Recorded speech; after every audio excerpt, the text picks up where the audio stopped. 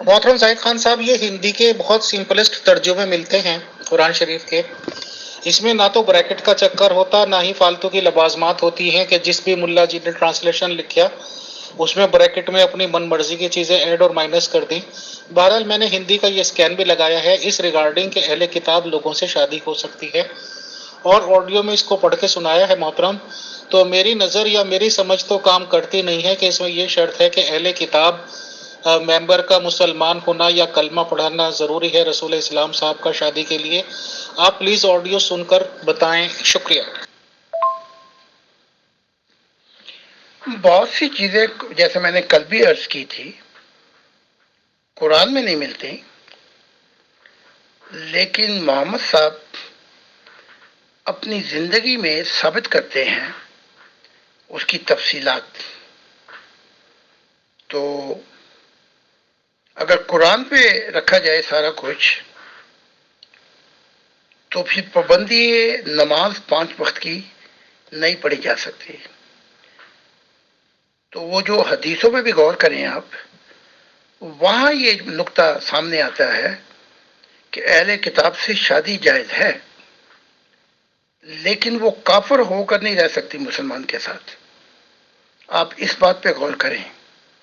یا تو پھر آپ قرآن پہ چلیں تو بہت سی چیزوں پہ پھر آپ کو چلنے کی ضرورت نہیں ہے، اور اگر حدیثوں پہ چلیں تو قرآن کہتا ہے کہ اللہ کی آیات کے بعد تم کن حدیثوں کو پیش کرو گے.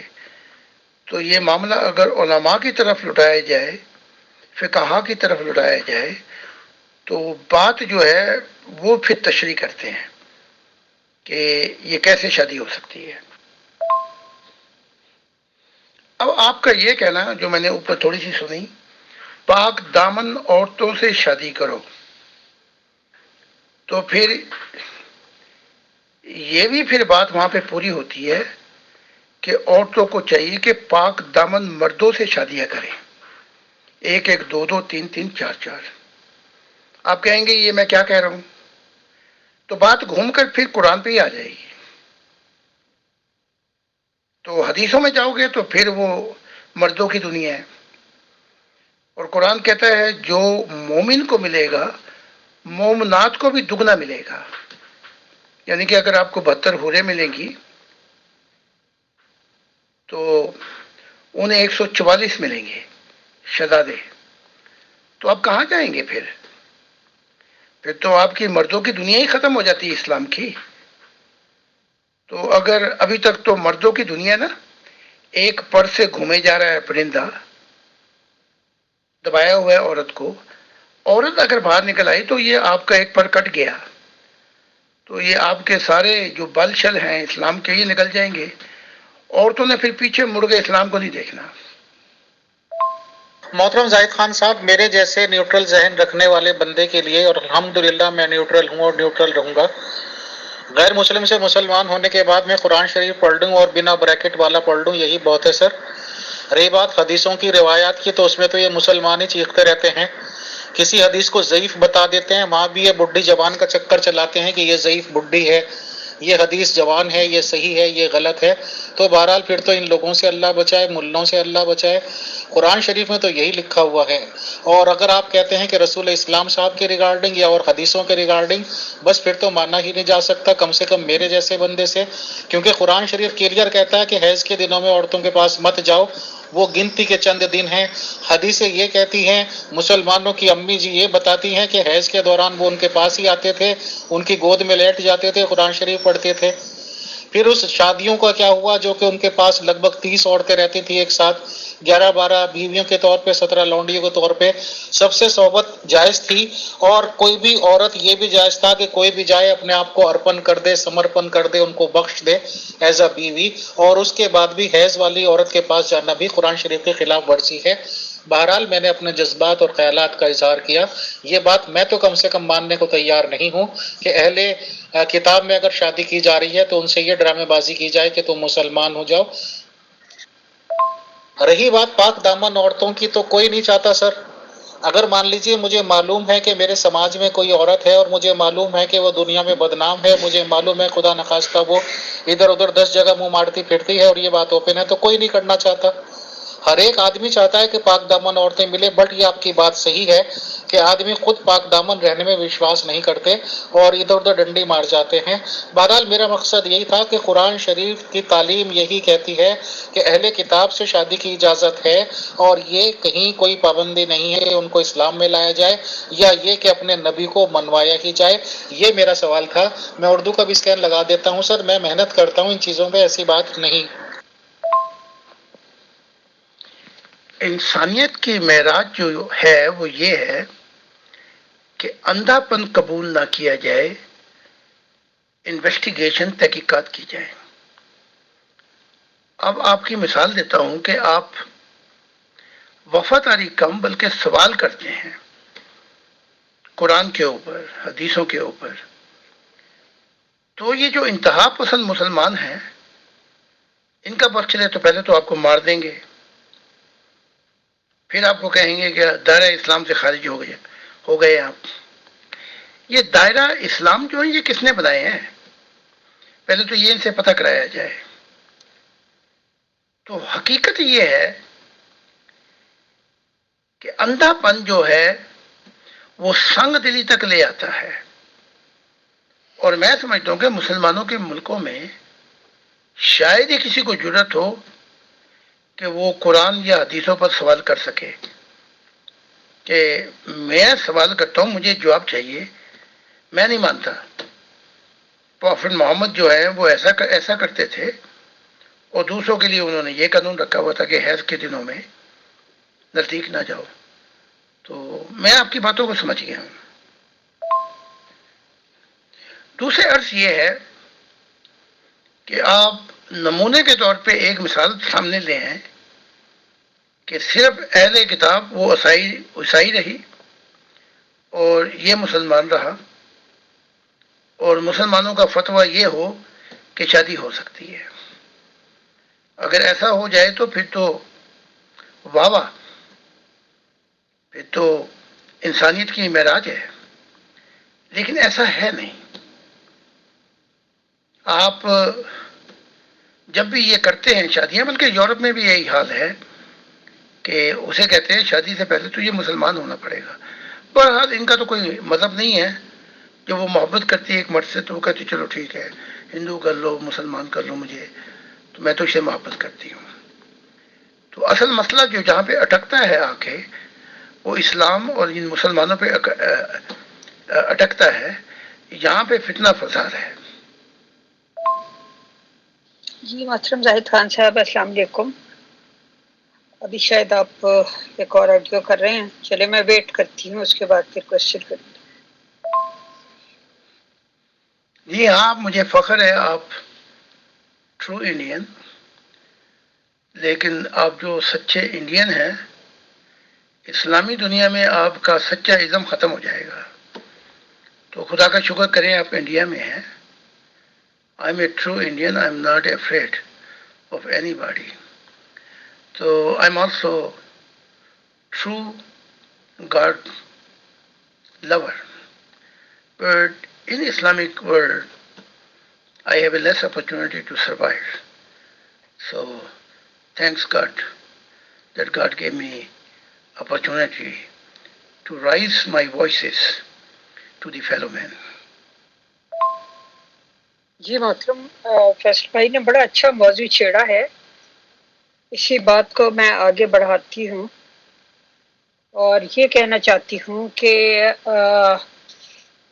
گزشتہ جتنے بھی ریلیجن ہیں، چاہے وہ اسلام ہو، کرسچینٹی ہو، جوڈائزم ہو، اس کے علاوہ جو بھی دین ہیں دنیا میں، ان سبھی میں ہم دیکھتے ہیں، اگر ہم اس کے لٹریچر کا مطالعہ کرتے ہیں تو عورت کو کم تر سمجھا گیا ہے۔ کیا عورت صلاحیت کے حساب سے واقعی کمتر ہوتی ہے؟ آج کے دور میں تو جب آزادی ملی ہے اور عورتوں کو اپنے صلاحیتوں کے اظہار کا موقع ملا ہے، تو عورتوں نے تو دنیا میں ہر جگہ اپنے آپ کو منوا لیا ہے۔ تو اس بارے میں آپ کیا کہتے ہیں؟ آپ اندازہ لگائیں کہ اتنا پریشر مذہبوں کا ہو، مردوں کی دنیا ہے یہ مذہب، اتنے قید خانے میں یہ دستور میں خانہ ہے، تشنہ مقامی کے یہ دن گزر جائیں گے، اتنی مصیبتوں میں، اتنی سفرنگ اور پین کے اندر عورتوں نے اپنے آپ کو منوایا ہے، تو ان کی صلاحیتیں کیا ہوں گی جب یہ کلیتاً آزادی کے ساتھ اپنے آپ کو اور اپنی صلاحیتوں کو بروئے کار لے کر آئیں گی، اور اس میں انسانیت کا کتنا فائدہ ہوگا۔ تو میں سمجھتا ہوں یہ دور اب گزر چکا ہے کہ ان عورتوں کو پھر پرانی دنیا میں لایا جائے۔ اب یہ چاہیں بھی تو مذہب نہیں لا سکتے۔ تو میں یہ سمجھتا ہوں کہ میں نے اپنی مثال دے کر میں بات کو ختم کرتا ہوں یا مکمل کرتا ہوں۔ میرے مشن کے اندر طے درپا طے ناکامیاں ہیں، اور 21 سے 25 سال کا دور وہ ہے کہ میں نے اپنی پوری صلاحیتیں سامنے لے کے آیا، لیکن فاؤنڈیشن تیار نہیں ہو رہی تھی۔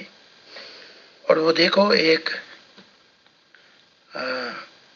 اپنا ہماری جو بیوی ہیں، انہوں نے آ کے اپنی صلاحیتوں سے جو میرے کاروبار تھے، جن میں کروڑوں کے نقصان تھے، وہ بھی پورے کیے، وکالت بھی کی۔ اور میں یہ سمجھتا ہوں کہ جتنی فاؤنڈیشن انہوں نے تیار کی مشن کے لیے، انٹرنیشنل اور کتابوں کو اور کمیونیکیشن سسٹم کو، تو میں سمجھتا ہوں کہ ان کا حصہ جو ہے مجھ سے بھی آگے ہے۔ تو میں تو عورتوں کے لیے دعا بھی کرتا ہوں کہ سکون کی دنیا میں سمجھتا ہوں جب شروع ہوگی، جب عورت اپنا رول ادا کرے گی ہیومینٹی کے اندر، انسانیت کے اندر، اور فریڈم اور یہ جتنے حقوق ہیں، اس کا پھل جو ہے وہ عورت پیش کرے گی۔ اس مشن کے اندر جتنا ایکٹیو ایڈمنسٹریشن مینٹیننگ سسٹم کے ساتھ روزانہ عورتیں کام کر رہی ہیں اور پیغام کو ڈلیور کر رہی ہیں اور لوگ آ رہے ہیں، ان میں عورتوں کا کوئی 75% ہاتھ ہے۔ یہ میں اپنی حقیقت بھری اپنا رپورٹ پیش کر رہا ہوں۔ تو میں تو یہ سمجھتا ہوں عورت کا خدا کی طرف آنا انسانیت کے لیے ایک امیزنگ بلیسنگ ہوگی۔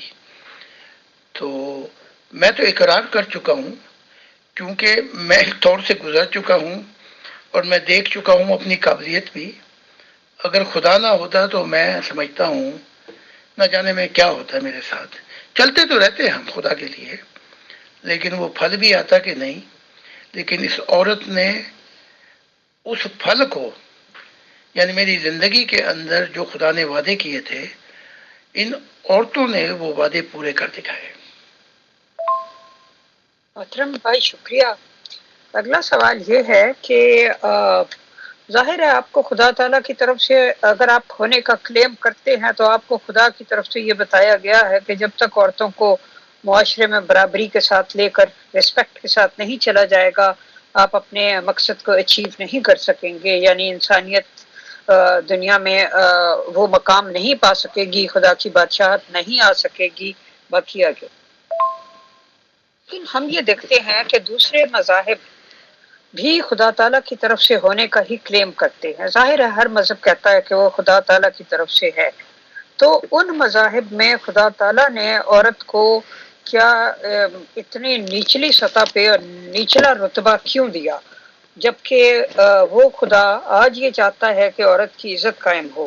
کیونکہ جہاں تک قرآن پاک کا تعلق ہے، ہم اس میں پڑھتے ہیں، ایسی آیات ہیں عورتوں کے بارے میں کہ یہ زیوروں میں پرورش پانے والی، پلنے والی، اور جو جھگڑے میں اپنا نقطہ نظر بھی صحیح طریقے سے بیان نہیں کر سکتی، یعنی کہ مطلب ہے کہ ان کی کیا حیثیت ہے، اور یہ کہ تم اپنے لیے بیٹے پسند کرتے ہو، خدا کے لیے بیٹیاں پسند کرتے ہو، گویا بیٹی ہونا کوئی حقیر چیز ہے، وغیرہ وغیرہ۔ تو ایسا ہی کرسچینٹی میں بھی عورت کے لیے اسی طرح ہے. میرا خیال ہے ہندو مذہب میں بھی کچھ اسی طرح کا تھا کہ عورت کو خامند کے ساتھ ہی جل کے مر جائے، خامند تو ساتھ ہی ستی ہو جانا چاہیے، ورنہ وہ بیوگی میں وہ ایک الگ سا اس کو کمرہ دے دیتے تھے، سر مونڈ دیتے تھے سفید ساڑی پہنا کے. کچھ اس طرح کا ہمیں تو پتہ نہیں ہے، ہم نے فلموں میں ہی دیکھا. تو مقصد میرے یہ کہنے کا ہے کہ یہ سب کچھ جو مذہب کے نام پر کیا جاتا رہا ہے، نسل در نسل عورتوں کے ساتھ زیادتیاں ہوئی ہیں، ظلم ہوئے ہیں، اور مطلب یہ ہے کہ پھر اس کی کیا وجہ تھی؟ کیا خدا نے تب ایسا چاہا تھا اور اب پالیسی بدل لی ہے، یا کچھ اور بات ہے؟ یہ مذہبوں کی اجارہ داریاں، یہ مذہبوں کی نمبرداریاں اور عورت کو نیچے رکھنا اور یہ کہنا کہ آدمی کی سیوا کے بغیر تو جنت میں بھی نہیں جا سکتی، اور گواہیاں بھی دو ہوں تب ایک مانی جائے گی، اس کا تو خدا سے کوئی واسطہ ہی نہیں ہے، بلکہ فرشتوں سے بھی کوئی واسطہ نہیں ہے. کیونکہ یہ جو جبرائیل، میکائیل اور کروڑوں فرشتوں کی دنیا ہے، اس کے اوپر جو لگی ہوئی ہیں وہ فرشتہ عورتیں ہیں. تو فرشتے اپنی بات تو بتاتے نہیں نا کہ ہمارے ساتھ کیا بیت رہی ہے. تو میں یہ سمجھتا ہوں کہ اگر یہ عورتیں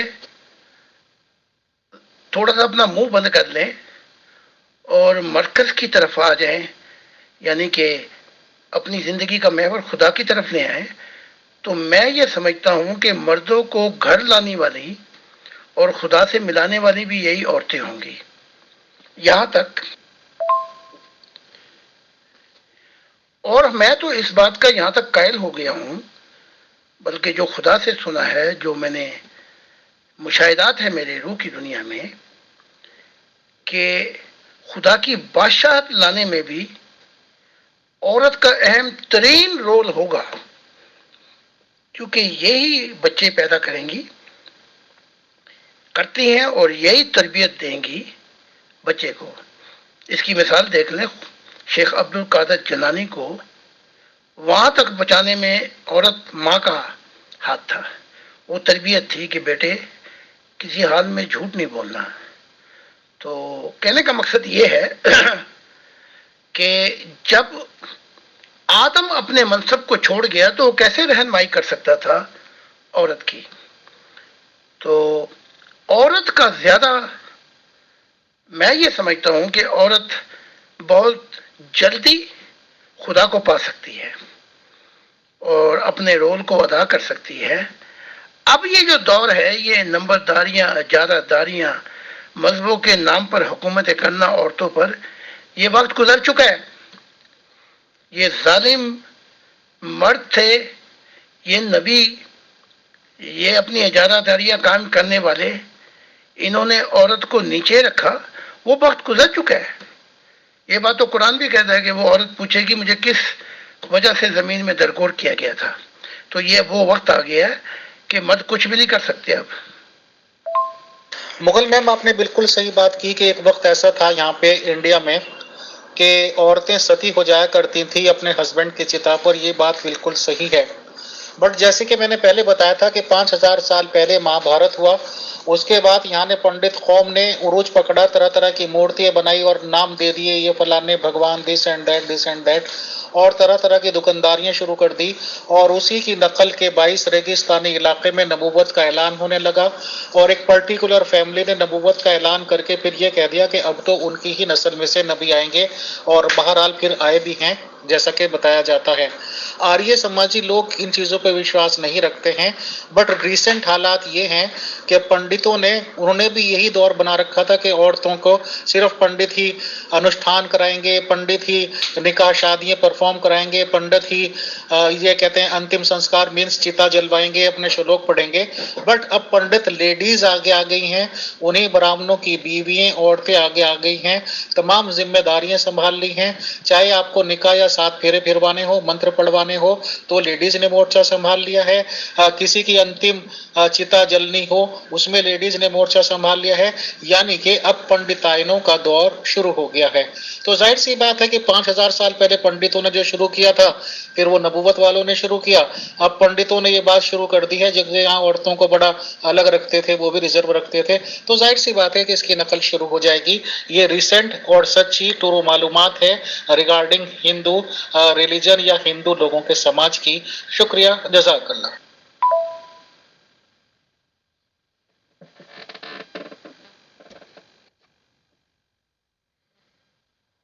जी फैसल भाई, बहुत बहुत शुक्रिया, आपने ताज़ा तरीन मालूमात दी कि अब हिंदू समाज में क्या हो रहा है और क्या क्या चेंजेस आई हैं। और मेरा ख्याल है कि सभी मज़ाहिब में आहिस्ता आहिस्ता इस तरह की चेंजेस जो हैं वो आती जाएंगी, तो ये बहुत खुशाइंद है।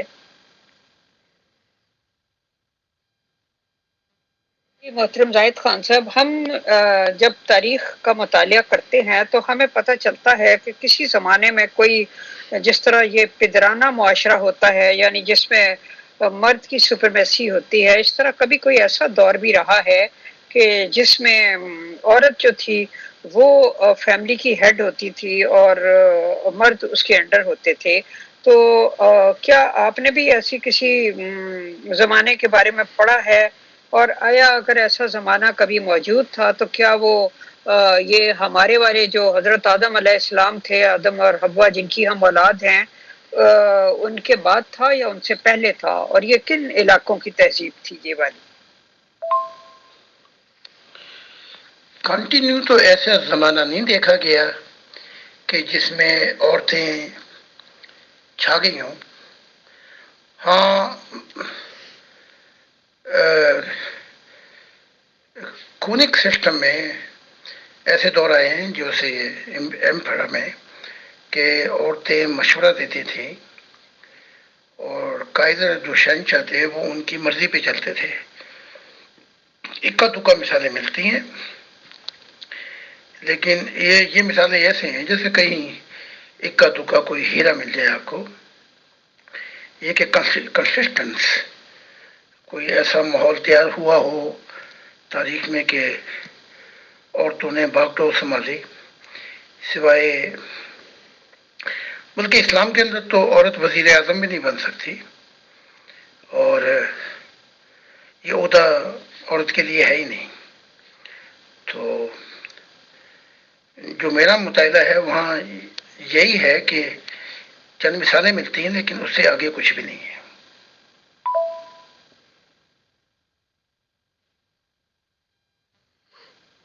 जी मोहतरम, मैं ये खूबसूरत अशार जो औरतों के बारे में हैं इनको ज़रा पढ़ भी देती हूँ ताकि ये रिकॉर्ड में आ जाएं।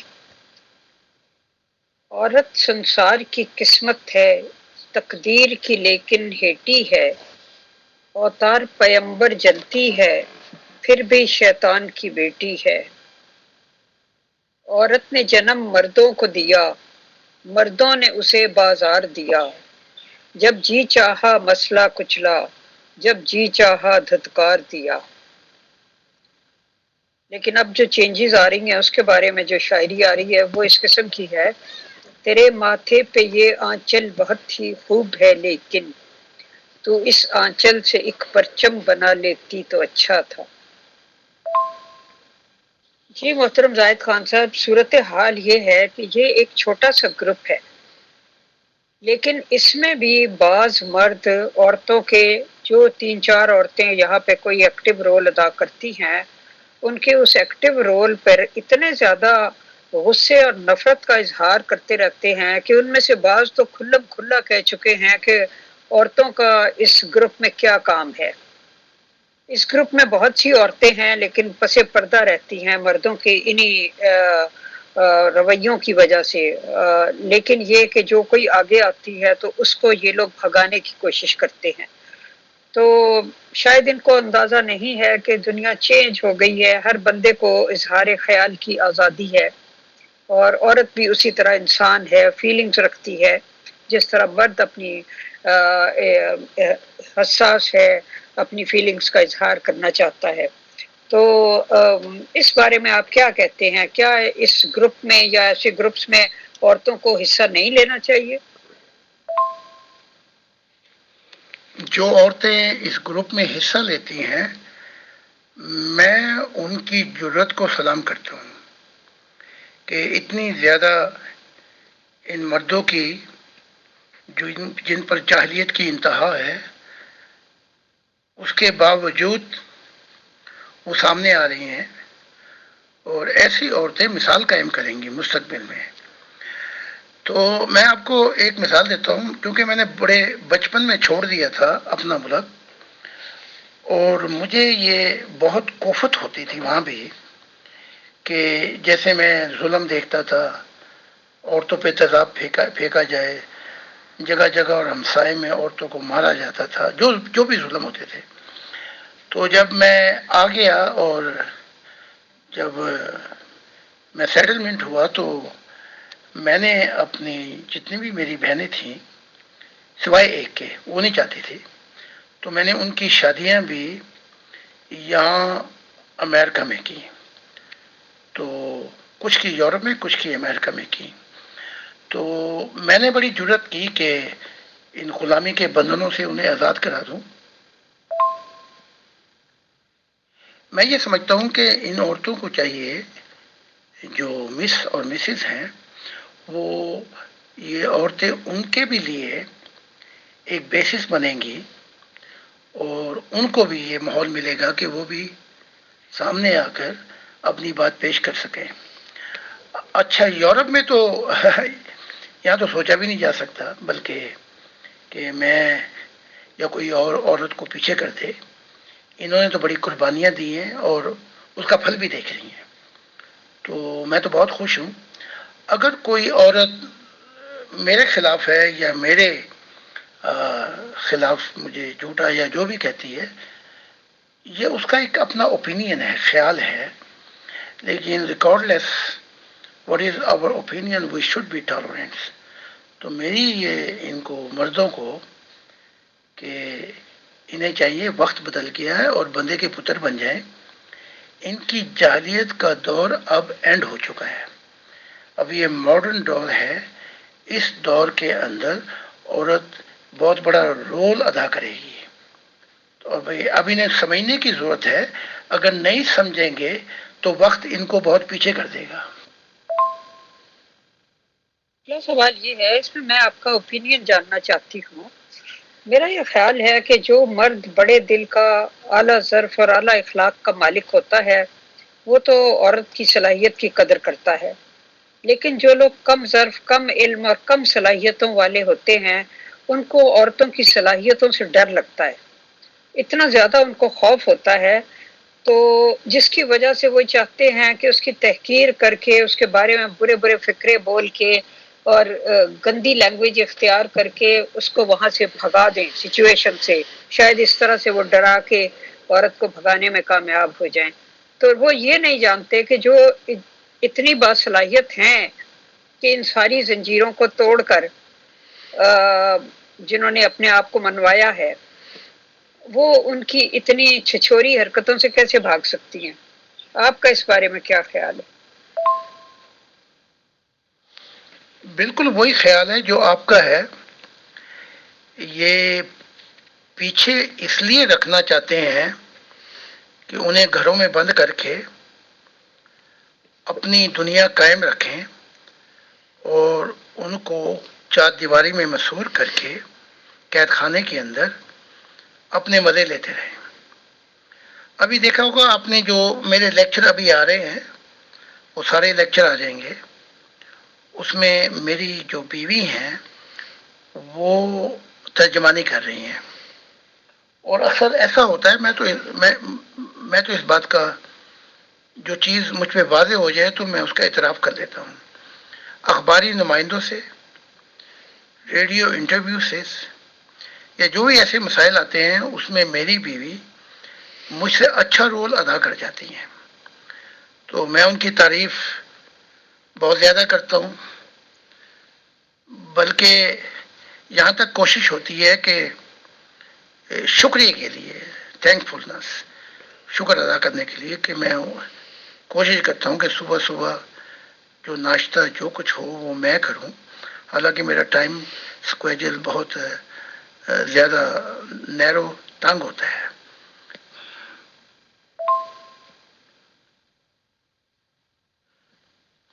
یہاں بڑا وکیل ہو کر، بڑے لوگ بن کے یہ لوگ پھر بھی گھل مل جاتے ہیں۔ ان سے یہ چیز میں نے بہت سیکھی ہے۔ وہ ہماری بیوی وکیل ہیں، ان کی اپنی وکالت بھی ہے، وہ رائٹر بھی ہیں، ان کے نیچے کئی اور وکیل بھی ہیں جو ان کی وکالت چل رہی ہے۔ اس کے باوجود وہ گھل مل جاتی ہیں مردوں سے، عورتوں سے، اور حتیٰ کہ مردوں کو ٹائم بھی دیتی ہیں، ان کے مسائل بھی سنتی ہیں۔ تو آپ نے وہ بالکل صحیح بات کی کہ انہیں اپنا خطرہ لگا رہتا ہے، اس لیے یہ عورت کو دڑبے میں بند کر کے اپنی موجیں ماننا چاہتے ہیں۔ تو ان کی یہ کم ظرفی ہے۔ لیکن میں نے ہمیشہ کہا کہ اب یہ جو دور کی ابتدا ہے، اس دور کی ابتدا کے اندر ایسے لوگوں کا زوال ہے، اور عورتوں کو آزادی کا پیمانہ، پرچم جو ہے وہ خدا دے رہا ہے۔ تو یہ ٹھیکے دار کچھ بھی نہیں کر سکیں گے مستقبل میں۔ یہ بات میں نے علیحدگی کے اندر غالباً دوسری ملاقات تھی، میں نے مرزا طاہر احمد صاحب کو بھی سمجھائی تھی۔ ایک بات تو میں نے یہ بتائی تھی کہ خدا کی ذات چاہتی ہے کہ یہ پردہ ہٹا دیا جائے۔ اس سے مراد یہ نہیں کہ عورت ننگی ہو جائے، اس سے مراد یہ ہے صرف عورت اچھے کپڑے پہنے اور اس ماڈرن جو یہ یورپ کی دنیا ہے اس کا حصہ بن کے یہ پھر زیادہ رول ادا کر سکے گی۔ یہ مرد جو ہیں ان کی عادتیں بڑی خراب ہیں۔ عبارت شاہ عادتیں نہیں ہو جاندی ہیں پاویں کٹے پوری پوری۔ تو میں نے کہا تھا کہ یہ پیغام خدا کا پیغام ہے۔ تو انہوں نے پھر اور مثال دے دی کہ بھئی عورت تو ہیرا ہوتی ہے، میں اس لیے چھپا کے رکھتا ہوں۔ تو میں نے کہا یہ غلط کانسیپٹ ہے۔ اب وہ روح کی دنیا میں بڑے تنگ ہیں، فرشتوں نے بھی ان کو صحیح رستہ دکھایا ہے، کہتے ہیں وہ میرے سے بڑی غلطی ہو گئی۔ تو روح کی دنیا میں تو بھی سب مان جاتے ہیں، بات تو تب ہے کہ اس دنیا کے اندر اعتراف کر لیں۔ جی محترم، بہت بہت شکریہ۔ اگلا سوال یہ ہے کہ یہ جو ایسٹرن معاشرے ہیں، مجھے باقی کا تو پتہ نہیں ہے کہ ہندو معاشرے یا جو باقی معاشرے ہیں، لیکن مسلم معاشرہ جو ہے اس میں جتنی بھی گالیاں ایک دوسرے کو دی جاتی ہیں وہ عورتوں کے حوالے سے دی جاتی ہیں، یعنی اگلے کی ماں کو، بہن کو، بیٹی کے حوالے سے اس کو گالی دی جاتی ہے۔ تو اس میں پتہ نہیں کیا سکون محسوس کرتے ہیں یہ، اور سمجھ نہیں آتا کہ گالی کی نفسیات عورتوں کے حوالے سے جو ہے تو وہ کیا ہے۔ کیا ترقی یافتہ اقوام میں جو گالیاں ہیں وہ بھی مطلب انہی رشتوں کے حوالے سے ہوتی ہیں یا کچھ اور ہیں؟ اگر یہ تنگ آ جائے تو جیسے میں نے دیکھا ایک دفعہ جرمن کی لڑائی ہو رہی تھی، تو ایک جرمن نے دوسرے کو سور کہہ دیا، تو اب وہ دوسرا تھا وہ سوچ میں پڑ گیا، تو پھر سوچ سمجھ کے اس نے گالی دی اس کو جس نے اسے سور کہا تھا کہ تو جو ہے وہ فونر ہے، یعنی کہ ہم انڈین پاکستانی اور یہ جتنے ہیں ان کو فونر کہتے ہیں۔ تو اس سے مراد یہ تھی یہ سور سے بھی بڑی گالی ہے۔ تو یہاں تو میں نے یہ دیکھا ہے کہ زیادہ تر جو اختلافات ہوتے ہیں ان پہ زیادہ توجہ دی جاتی ہے کہ تو نے پھر وہ بڑی جلدی ایک دوسرے سے گھل مل جاتے ہیں۔ ماؤں بہنوں کی گالیوں کی ایک سائیکولوجیکل وجہ یہ ہے ان ملکوں میں اپنے باپوں کے نام سے گالیاں نہیں دیتے، عورت کے نام سے دیتے ہیں کہ اس کی فلاں، اس کی فلاں، اس کی فلاں۔ تو ایک نفرت ہے، حالانکہ عورت سب سے زیادہ قربانی دیتی، گھر بھی سنبھالتی ہے، بچے بھی سنبھالتی ہے، اور خامن کے نخرے بھی برداشت کرتی ہے، اس کی مار بھی کھاتی ہے، تو ایک سب کانشیس ناپسندیدگی ہے کہ عورت کا کوئی مقام نہیں ہے سوائے اس کے کہ وہ یہ لوور کام کرے اور اس میں بھی مار کھائے. جیسے ہم چوڑوں کو اپنی دنیا میں ان کے برتن علیحدہ، سب کچھ علیحدہ کر کے بیٹھے ہوتے ہیں، لیکن یہاں ایسا نہیں دیکھا. لیکن ایک مثال دے دیتا ہوں کہ بی بی عائشہ کی مثال جو ہے وہ ریولوشنری تھی، اور وہ حق بات کو یوں سمجھنے کہ اگر وہ اس زمانے میں ہوتی تو انہوں نے پھر اسلام کے خلاف بڑی کتابیں لکھ دینی تھی.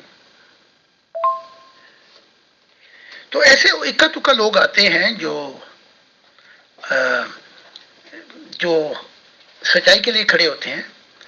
بلکہ ایک ٹیم بنائی تھی بی بی عائشہ نے، اور وہ ٹیم جو ہے سب، پھر اس کی نمائندہ حفصہ بھی تھی، بی بی حفصہ، وہ آ کے محمد صاحب کو کہتی تھی انصاف کر، یعنی کہ تو انصاف نہیں کرتا.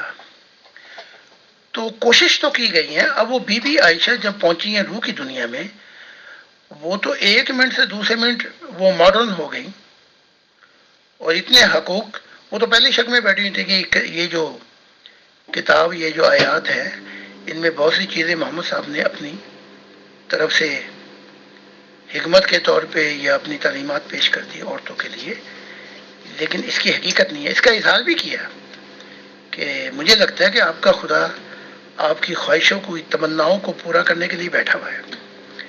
تو یہ حقیقت حال تھی.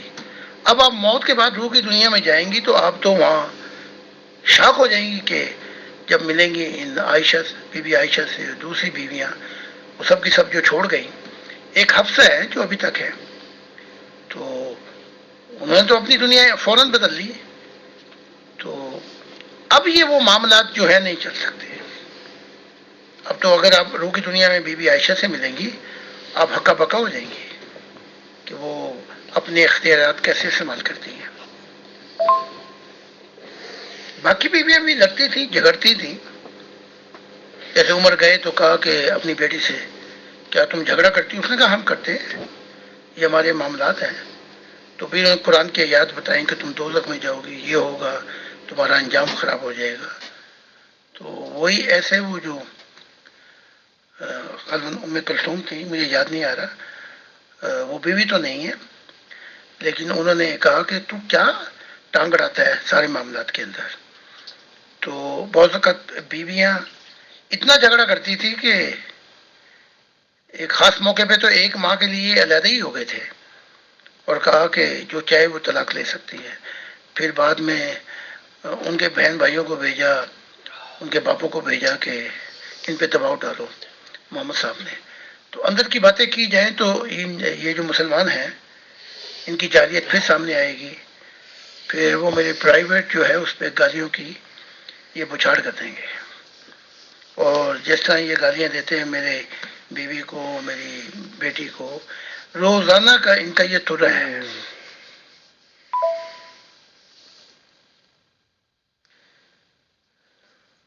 اب محمد صاحب حفصہ سمیت جتنی بھی بیویاں تھیں محمد صاحب کی، وہ ہمارے مشن میں مدد کر رہی ہیں. آپ یہ اندازہ لگا دیں، میری بیوی کے ساتھ، میری بیٹی کے ساتھ.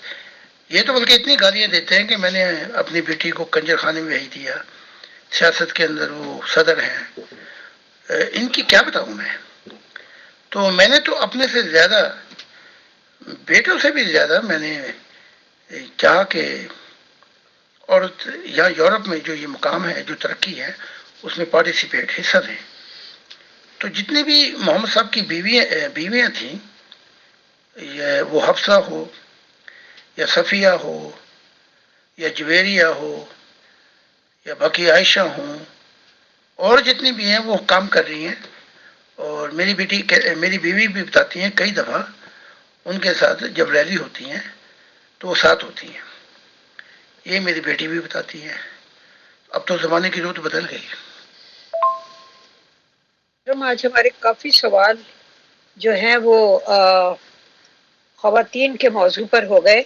اب یہ کہ ممبرز کے بھی کچھ سوال آئے ہوئے ہیں تو وہ میں آپ سے پوچھ لیتی ہوں.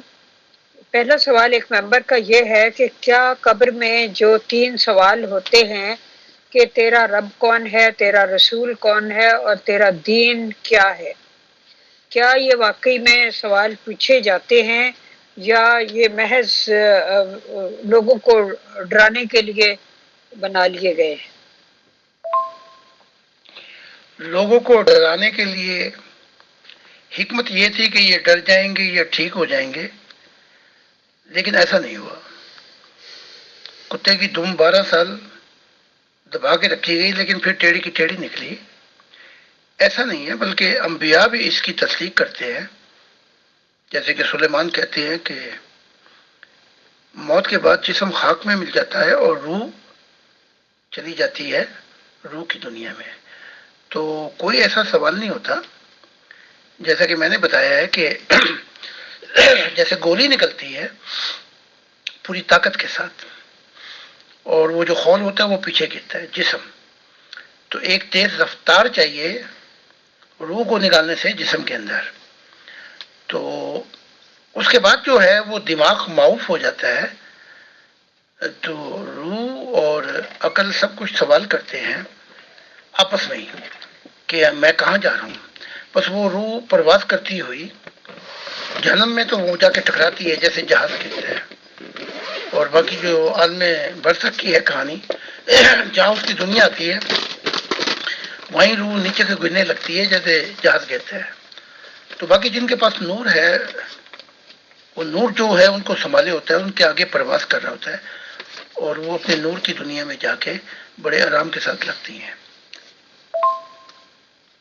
بھائی حدیث میں یہ الفاظ ہیں رب والا تو سوال وہی ہے کہ تمہارا رب کون ہے، اور دوسرا سوال یہ ہے کہ یہ شخص جو تمہارے اندر کھڑا کیا گیا تھا کیا تم اس کو جانتے ہو. وہاں رسول کا لفظ نہیں ہے. تو اس سے تو یہ لگتا ہے کہ جس بھی زمانے میں جو بھی کوئی کھڑا کیا جائے اس کو جاننا پہچاننا ضروری ہے. شاید بہرحال دیکھتے ہیں محترم زاہد خان صاحب کیا فرماتے. اچھا، جب وہ اپنے ڈیمینشن پہ پہنچ جاتی ہیں وہاں 11 دن ہوتے ہیں تقریباً. میں آپ کو وقت تو نہیں ہے وہاں پر لیکن میں بتا رہا ہوں آپ کو. وہاں 11 سے 13 دن ہوتے ہیں. جیسے جب بچہ نکلتا ہے تو وہ جو واٹر ہے لیکوڈ وہ بھی نکلتا ہے تو بچے کی ناول کاٹتے ہیں تو پھر وہ بچہ ماں کے پیٹ سے اس کا تعلق ختم ہو جاتا ہے اور اس دنیا میں نئی زندگی شروع کرتا ہے. تو یہ وقت ہوتا ہے جب اپنا اس کا لیکوڈ روح جو ہے اس کا رشتہ ناتا کاٹا جاتا ہے اس دنیا سے. پھر اس ڈیمینشن میں اس کا حساب کتاب کر کے جیسی وہ روح ہوتی ہے اس کے مطابق پھر اس کو وہاں پہنچا دیا جاتا ہے جہاں سے اس کا تعلق ہوتا ہے. ہاں، نوری مخلوق کا یہ ہوتا ہے کہ اس کو بڑی سہولتیں دی جاتی ہیں، بلکہ اچھے سے اچھے مقامات پہ ان کو بھیجا جاتا ہے تو وہاں سے پھر نئی زندگی شروع ہو جاتی ہے. تو روح جو ہے وہ اپنی پہچان خود ہی کرا دیتی ہے. کوئی سوال نہیں پوچھا جاتا ہے تیرا رب کون ہے، تیرا نبی کون ہے، تیرا مذہب کون ہے. کوئی ایسا سوال نہیں کیا جاتا. میں آپ کو نبیوں کی مثال سے ہی بات ثابت کر دیتا ہوں. جب گوتم بدھ پہ موت آئی تو کوئی اس نے قبر کا ذکر نہیں کیا بلکہ کہا کہ اب تو مجھے دوبارہ اس جسم اس خاکی میں نہیں میری روح کو بھیجے گا. تو کہنے سے مراد یہ تھی کہ میں نروان پا چکا ہوں. اب محمد صاحب قبر کی حالت کے جب موت کی حالت تھی کہہ رہے تھے میں اپنا حوض یہاں سے دیکھ رہا ہوں اور موت میں آخری الفاظ یہ تھے کہ اعلیٰ رفیقوں کے اندر. تو دیکھا جیسے ہی روح نکلتی ہے وہ تو نکل جاتی ہے. وہ جو پیچھے مردہ جسم ہوتا ہے اس سے کوئی سوال جو آپ نے کیے جاتے. جیسے عیسیٰ کے متعلق مجھے دکھایا گیا تھا کہ جب موت آئی 120 سال کی عمر میں تو عیسیٰ کا مجھے دکھایا گیا کشفی اندازے میں. تو اس نے ان کا جو ماننے والا تھا ان سے کہا کہ میرا وقت آ چکا ہے. رات کا انتہائی وقت تھا، کوئی 3 بجے کا، تو آپ نے دائیں طرف منہ کر کے کہا کہ مجھے حق تعالیٰ کی قرب کی، اب میں قرب چاہتا ہوں، اور آپ نے روح کو ہلکا کر دیا. اور ہمارے جو ماننے والے ہیں، میں ان کی موت کا مشاہدہ خود ہی کر چکا ہوں. جیسے ان کا جسم چھوڑا ویسے ہی روح نکلتی ہے. یہ میگنیٹ ہے جو روح کو وہاں لے کر جاتا ہے جہاں سے وہ تعلق رکھتی ہے، تو پھر وہاں پہ جا کے لگتی ہے. یہ میگنیٹ کھینچا جا رہا ہے. ہاں، جن کے پاس نور ہوتا ہے ان کا یہ ہے کہ ان کا نور جو ہے ان کی پروٹیکشن ہو جاتا ہے، اور وہ ان کو نیچے گرانے سے سنبھالے رکھتا ہے. تو اپنی منزل پہ جا کے وہ بالکل ایسے ہو جاتی ہے لینڈ، جیسے جہاز لینڈ ہو جاتا ہے. تو یہ تو لاکھوں دفعہ میرا مشاہدہ ہے بچپن سے. ایسا کوئی نہیں ہے، کوئی واقعات نہیں ہے. بلکہ محمد صاحب کا بھی ایک دفعہ کہ جب یہ نظام الدین اولیاء انتقال کیا تو ایک جماعت کے ساتھ دیکھا، ایک ولی اللہ نے کہا آپ کو کس کا انتظار؟ کہا ہمیں نظام الدین کا ہم انتظار کر رہے ہیں کیونکہ وہ روح چھوڑنے والے ہیں. تو یہ ڈرایا گیا تھا، سمجھایا گیا تھا، اور ابھی بھی تک انہوں نے وہی پرانے عقائد سنبھالے ہوئے. ہمیں بدل جانا چاہیے. نہیں زاہد خان صاحب، میں اصل میں وہ فیصل بھائی نے کوئی کمنٹس لکھے تھے، اس کے بارے میں میں نے ان سے پوچھا تھا کہ کیا آپ لائف آفٹر ڈیتھ کو نہیں مانتے؟ کیونکہ مسلمان ہونے کے لیے بھی جیسا کہ وہ میرا مطلب ہے ریلیجن چینج کر کے ہندو سے مسلمان ہوئے، تو اس میں بھی لائف آفٹر ڈیتھ کو ماننا اور آخرت پر اور ایک دوبارہ اٹھائے جانے پر یقین رکھنا ضروری ہے. تو وہ میں ان سے پوچھ رہی تھی. جی محترم، میں اب اگلا اور آخری سوال آج کا کرتی ہوں آپ سے. یہ بھی ایک ممبر نے بھیجا ہے. انہوں نے پوچھا ہے کہ دنیا میں سائنسی ترقی یعنی دماغی ترقی تو بہت ہوئی ہے، لیکن روحانی یعنی قلبی ترقی نہیں ہوئی. روحانیت میں انسان بالکل ابتدائی سٹیج پہ میں ہے، اور دماغی لحاظ سے اس کی قوتیں بہت ڈیولپ ہو گئی ہیں. اس کی کیا وجہ ہے؟ اس کی وجہ یہ ہے کہ یورپ میں تو اس کی وجہ یہ ہے انلائٹمنٹ دور آیا ہے، ٹائمنگ آف انلائٹمنٹ. وہ یہ تھا کہ جہاں بھی ہمیں سائنس کی سچائی لے کے جائے گی، مائنڈ گونا لیڈ اس، ہم اسے قبول کر لیں گے. تو وہ سچائی جو ہے جسے اسلام دجالی فتنہ کہتا ہے، یہ تو بڑی عروج پہ ہے کہ وہ بائیں آنکھ سے دیکھے گا، یعنی سائنسی آنکھ سے دیکھے گا، لیکن دائیں آنکھ جو ہے وہ روحانیت ہے. یہ دجال کو بھی نہیں سمجھ پائے، انہوں نے ابھی تک کھوتے کو کھوتا سمجھا ہوا ہے. اچھا، باقی جو غور و فکر تھا، جیسے مامون رشید، خلیفہ ہارون رشید کا جو دور گزرا ہے، یہ بھی دور گزرا ہے دماغی، کہ یہاں تک ثابت کر دیا تھا کہ قرآن مخلوق ہے، خدا کی کتاب نہیں ہو سکتی. تو اگر آپ لے لیں امپرر سسٹم یا جو سسٹم آپ لیتے جائیں، اس کے اندر دماغ جو ہے وہ ڈومینیٹ کرتا ہے دل کی دنیا کو، چھا جاتا ہے. اس لیے ڈکٹیٹرشپ پیدا ہو جاتی ہے، آمریت. اب یہ پہلا موقع ہے جب میں کہہ رہا ہوں، اب یہ پہلا موقع ہے جو میں آسان الفاظ میں بتا رہا ہوں کہ مذہب جو رستہ ہے، یہ دنیا ختم ہوئی، اب روحانیت کی ابتدا اب ہو رہی ہے. یعنی کہ حقیقت ہے وہ جو کہہ رہے ہیں صاحب کہ ہم روحانیت میں بڑے بیکورڈ ہیں. اس کی وجہ یہ ہے کہ جتنے بھی وار لارڈ آئے، ڈکٹیٹر آئے، ایمپرا آئے، شہنشاہ آئے، اور یہ جو دور تھا، یہ جو دماغی دور شروع ہوا سائنس کا، جمہوریت کا، یہ سب دماغی دور ہے. اس لیے روحانیت کی ترقی نہیں ہو سکی. یعنی یہ مذہب اپنے دائرے کار میں رکھتا ہے، آگے نہیں جانے دیتا. تو اب یہ پہلا دفعہ ہے میں کہہ رہا ہوں کہ the time of religion is and the time of spirituality begin. تو یہ دور اب شروع ہوا ہے روحانیت کا. تو مطلب جو رستہ ہے اس کو بھی کٹ کر کے میں کہہ رہا ہوں کہ اب یہ منزل کا دور ہے. تو اب اس کے بعد جو ہے کوئی 80 سال کے بعد یہ جو اگلی صدی شروع ہوگی، اس صدی کے اندر جو ہے جمہوریت اپنے کمال کو پہنچ کر نئی ایڈیالوجی شروع ہو جائے گی جسے گاڈ ازم لو ایڈیالوجی کہا جائے گا، اور وہ سبجیکٹ ہو جائے گی، اور جمہوریت اور یہ مائنڈ کی دنیا آبجیکٹ ہو جائے گی. یہاں سے کنگڈم آف گاڈ شروع ہو جائے گی، خدا کا زمانہ آ جائے گا. جی محترم، بہت شکریہ، آپ نے بہت ہی اچھے انداز سے تفصیل سے ساری بات بیان کی. اب آپ آخر میں اگر کوئی اپنا روحانی ایکسپیرینس ہمارے ساتھ شیئر کرنا چاہیں تو پلیز کیجیے.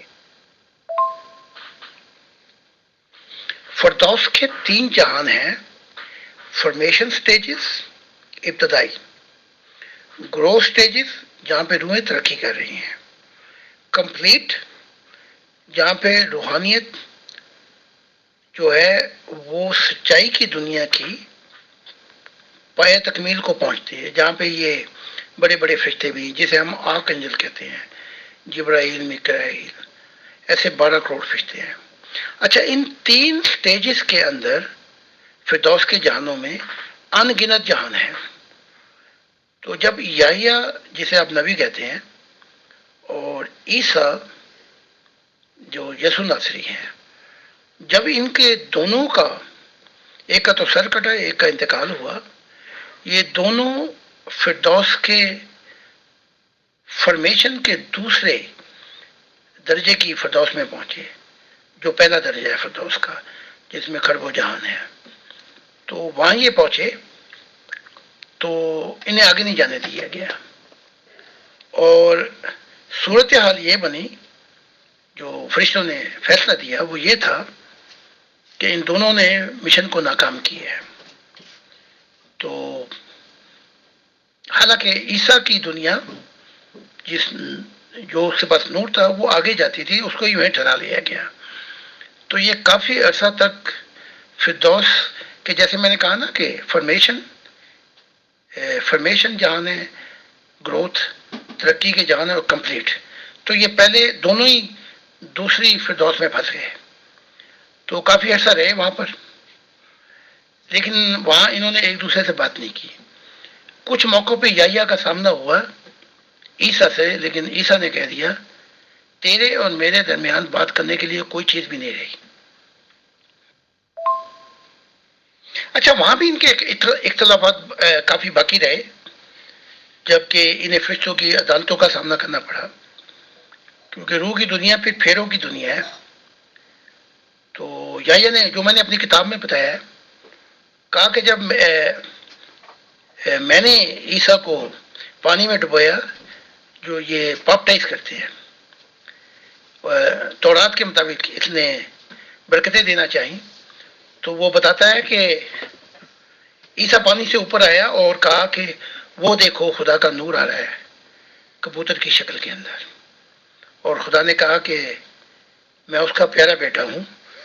تو وہاں یحییٰ نے کہا وہاں پہ جو لوگ کھڑے ہوئے تھے اور میں کھڑا ہوا تھا، ہمیں تو کچھ بھی نظر نہیں آیا، اس وجہ سے ہم اس کے اور خلاف ہو گئے کہ کسی کو کچھ نظر نہیں آیا، یہ اپنے آپ کو بڑھا چڑھا کے ایک اچھے اعلیٰ مقام پہ رکھنا چاہتا ہے. تو اس کے بعد جو ہے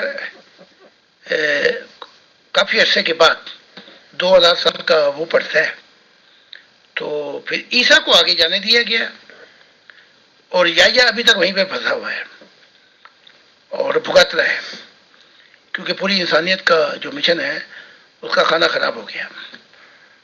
تو پھر یہ پاؤل آیا، پاؤل کو بھی پھنسا دیا گیا، فرشتوں نے آگے نہیں جانے دیا. یہ بڑی لمبی داستان ہے، لیکن آج میں نے نبیوں کا بتایا ہے کہ موت کے بعد ان پہ کیا بیتی.